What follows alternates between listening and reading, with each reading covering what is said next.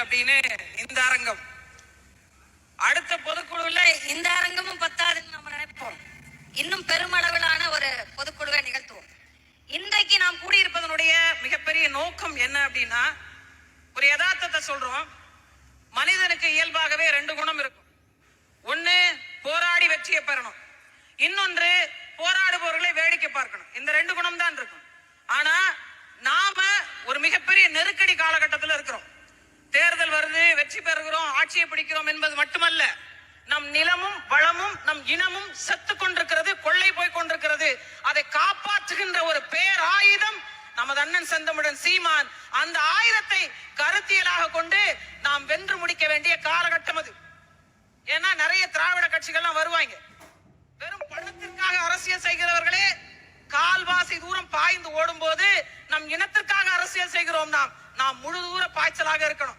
நிறைய பேருக்கு என்னன்னா, வேட்பாளர் சரியில்லைங்க, நாங்க அவரை நிறுத்துவாங்கன்னு பார்த்தோம், இவரை நிறுத்தி விட்டாங்க. அது என்ன, நீங்க அங்க இருந்து வந்து இங்க நிக்கிறீங்க, இங்க இருந்து வந்து ஏன் அங்க நிக்கிறீங்க?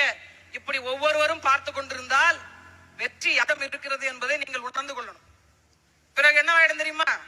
உதயநிதி ஸ்டாலின் துணை முதலமைச்சர் வந்துருவாரு, பிறகு அவரே முதலமைச்சர் வருவதற்கும் வாய்ப்பு இருக்கும்.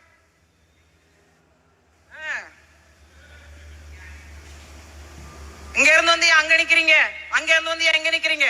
அண்ணன் இதனால் இவன் முடிக்கும் என்றாய்ந்து அதனை அவன் கண் விடல் என்று ஒரு ஆய்வை நடத்தி அந்த இடத்தில் ஒருத்தவரை அமர்த்துகிறார் என்றால் அது சீமானின் இன்னொரு முகம்தான், அது வெற்றிக்கான வழித்தடம் தான் என்பதை உணர்ந்து வேலை செய்யணும்.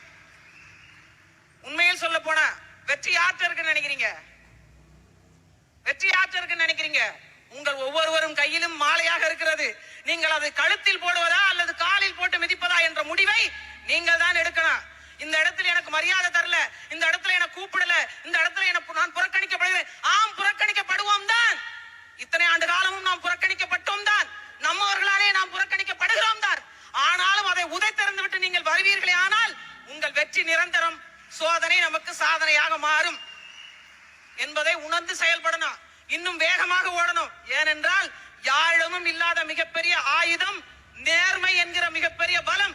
இவன் ஓட்டுக்கு பணம் தர மாட்டான், ஆனால் நேர்மையாக நிற்பான். இவன் பொய்யுரைக்க மாட்டான், தன் வாழ்வியலே நமக்கு வளமாக்கி தருவான் என்ற நம்பிக்கை விதைங்க. அடுத்த தலைமுறை நம்மளை நீண்ட தூர காலம் எதிர்பார்க்கிறது. இந்த 31 லட்சம் வாக்கு, பிறகு 10 விழுக்காடு, 1 கோடி வாக்கு, 2 கோடி வாக்கு அல்ல இலக்கு, வெற்றி ஒன்றுதான் இலக்கு. 60 பெண்கள், எனக்கு தெரிஞ்சு ஒரு கட்சியிலும் மாநில பொறுப்பாளர் 60 பேர் இல்ல.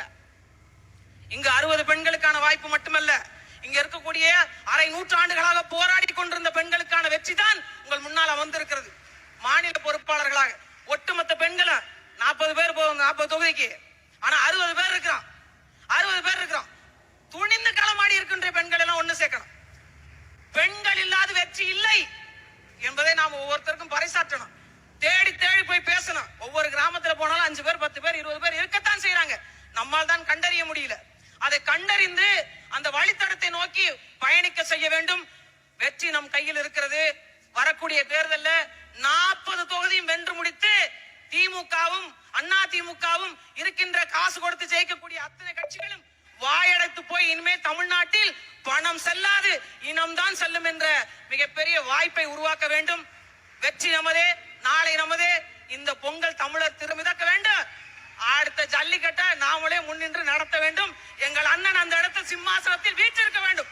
ஒட்டுமொத்தமாக அந்த வெற்றி இலக்கை குறிக்கோளாக கொள்ளுங்கள்.